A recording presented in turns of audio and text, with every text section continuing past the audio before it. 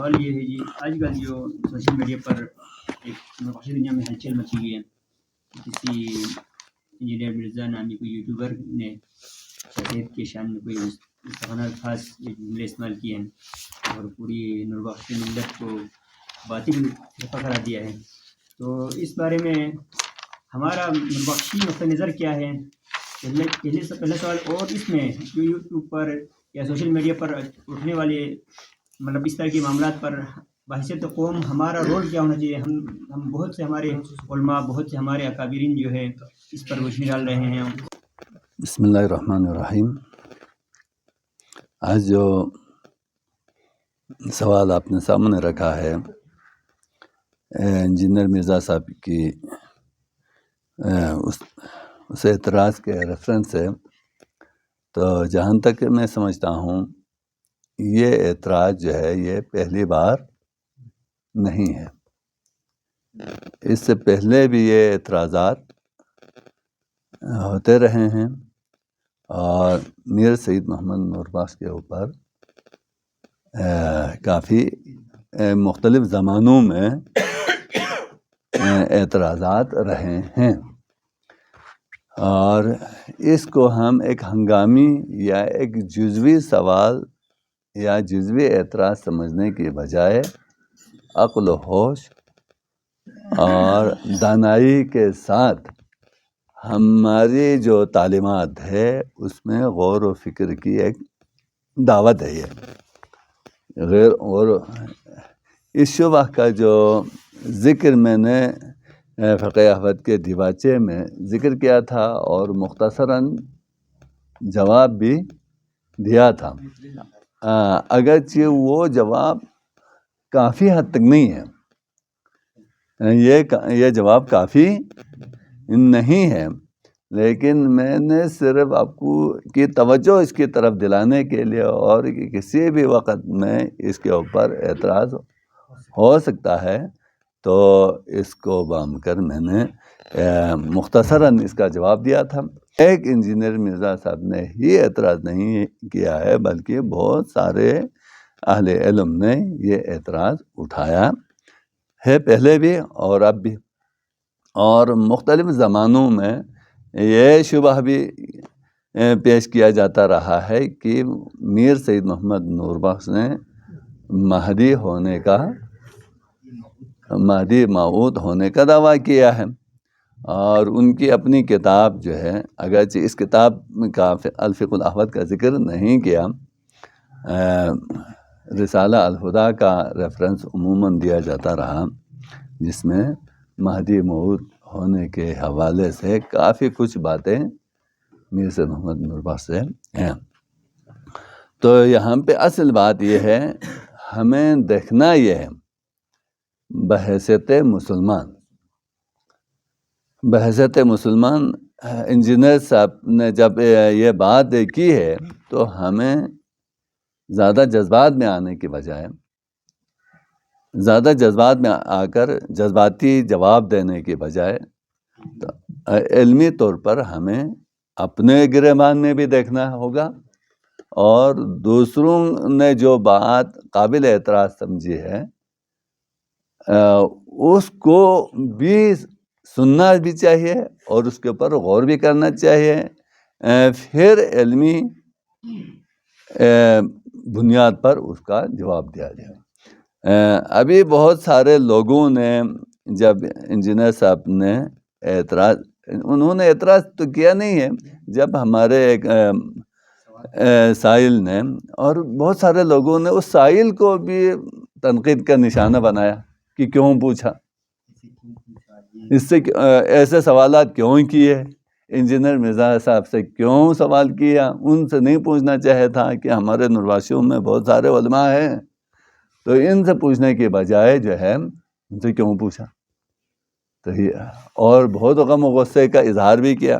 تو یہ میں سمجھتا ہوں یہ طریقہ جو ہے وہ اچھی بات نہیں ہے. سوال کرنے والا ایک سائل جو ہے وہ پیاسا ہے، پیاسے کو پانی جہاں سے ملتا ہے وہاں وہ جائے گا، وہاں سے وہ اپنی پیاس بجھانے کی کوشش کرے گا. تو نہ ہمیں سائل کے بارے میں جذباتی ہونے کی ضرورت ہے، نہ جواب دینے والے کے بارے میں جذباتی ہونے کی ضرورت ہے. ہمیں اپنے بارے میں بھی غور کرنا ہے. تو سب سے اہم بات یہ ہے کہ ایک عقیدہ ہمارا اسلام 2 چیزوں سے مرکب ہے. ایک عقیدہ توحید ہے اور ایک عقیدہ رسالت ہے. ان دونوں میں کسی شک و شبہ کا امکان نہیں ہونا چاہیے. آپ کو کوئی کسی حوالے سے آپ کو کوئی اعتراض نہیں ہونا چاہیے، اور آپ کے عقیدے میں بھی کوئی خفا، کوئی اشتباہ، کوئی ایسا وہم، کوئی ایسی پیچیدگی نہیں ہونی چاہیے جس سے آپ کے اوپر کوئی انگلی اٹھا سکے. دیکھو ان کا عقیدہ توحید کیا ہے؟ کمزور ہے. یہ خدا کی توحید میں، ذات میں، صفات میں، افعال میں دوسرے کو شریک کرتے ہیں. جب ہم خدا کی ذات اور صفات اور افعال میں کسی کو شامل کریں گے تو وہ ہمارے عقیدہ توحید کے اوپر اعتراض کریں گے. اسی طرح عقیدہ رسالت یعنی حضور پاک صلی اللہ علیہ وآلہ وسلم اللہ کا بھیجا ہوا رسول ہے، اور آپ علیہ السلام جو ہے اللہ کا بندہ ہے. اشہد ان محمدن عبدہ و رسول، اللہ کا بندہ ہے اور اللہ کا رسول ہے. بندہ ہے کا مطلب کیا ہے؟ کہ اللہ کی توحید میں آپ شریک نہیں ہے. آپ کی ذات، اللہ کی ذات میں، اللہ کے صفات میں، اللہ کے افعال میں محمد 0.00001 بھی شامل نہیں ہے. تو یہ ہے اشہد ان محمدن عبدہ ورسولہ کا مطلب کیا ہے؟ حضور پاک صلی اللہ علیہ وسلم نے جو کچھ پیغام لایا ہے وہ اپنی ہوا سے نہیں ہے، آپ کا افتراء نہیں ہے. جو کچھ لایا ہے وما ینطق عن الہوا ان هو الا وحی یوحی، جو کچھ آپ نے پیغام لایا ہے وہ اللہ کی وحی ہے. اور آپ علیہ الصلوۃ والسلام جو ہے اللہ تعالیٰ کا آخری نبی ہے. آپ کے بعد کوئی نبی آنے والا نہیں ہے. نبی کا مطلب کیا ہے؟ اب نبی اور رسول ہوتے کون ہیں؟ پیغام تو لاتے ہیں، بہت سارے پیغام لاتے ہو. ہم بھی آپ کو پیغام سنا رہے ہیں، وہ آپ کو روزانہ درس دے رہے ہیں.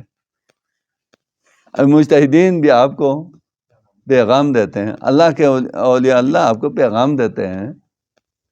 تو نبی وہ ہوتا ہے جو اللہ کی وہ شغائط جو اللہ کی طرف سے مقرر ہے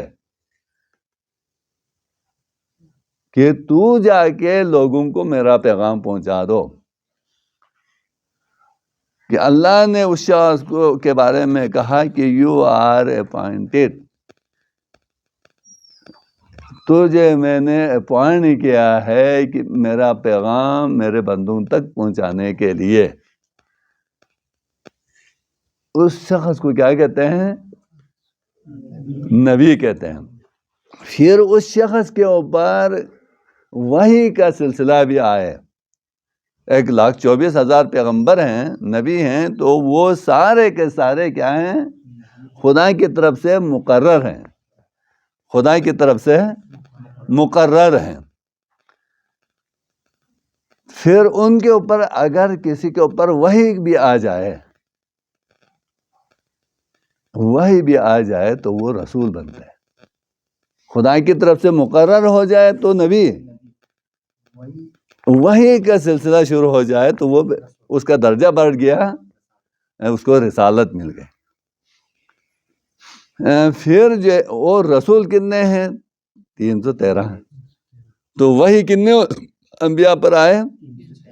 1,24,000 انبیاء ہیں. انبیاء یعنی خدا نے مقرر کیا. اب 313 ہے تو اس کا مطلب کیا ہے؟ ان کے اوپر وحی آئی ہے. پھر ان 313 میں سے جس کو نظام حیات مل جائے، یعنی شریعت، کوڈ آف لائف، زندگی گزارنے کا اصول، ضابطہ، قانون، جس کو شریعت کہتے ہیں، شریعت مل گئی تو اس کو کہتے ہیں اولو العزم. اولو العزم جن کو شریعت ملی وہ کتنے ہیں؟ 5 ہیں. ہمارے بزرگوں میں سے عام طور پر اسلامی باقی تمام بزرگان کہتے ہیں، اور امیر کبیر بھی فرماتے ہیں، وہ اولو العزم کتنے ہیں؟ 5 ہیں. حضرت سمنانی رحمۃ اللہ علیہ واحد ہیں ہمارے سلسلہ ذہب میں، وہ فرماتے ہیں 7 ہیں. 5 اور 7. اب وہ 5 کون کون ہیں؟ حضرت نوح، حضرت ابراہیم، حضرت موسیٰ، حضرت عیسیٰ، حضرت محمد صلی اللہ علیہ وسلم. تو ان سب کے اوپر اللہ تعالیٰ کا درود ہو، سلام ہو. تو یہ 5 اولو العزم ہیں. سمنانی رحمۃ اللہ علیہ نے ان کے اوپر حضرت آدم اور حضرت داؤد علیہ السلام کا اضافہ کیا ہے. کون؟ حضرت آدم اور حضرت داؤد علیہ السلام، وہ بھی کیا تھے؟ اولو العزم تھے. بہرحال تو یہ علماء کا ایک اختلاف ہے، لیکن ان 5 کے اولو العزم ہونے کا سب متفق ہیں. تو 1,24,000 اللہ نے آدمی مقرر کیے. یہ سارے نبی کیا تھے؟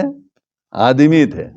آدمی سے مراد آدم کی اولاد، یہ کوئی اور مخلوق نہیں، کوئی آسمان سے نہیں آئے یا کہیں اور جہان سے نہیں آئے، وہ آدم علیہ السلام ہی کی اولاد میں سے ہیں. تو ان کو یہ آدمی تھے، آدم کی اولاد میں سے تھے.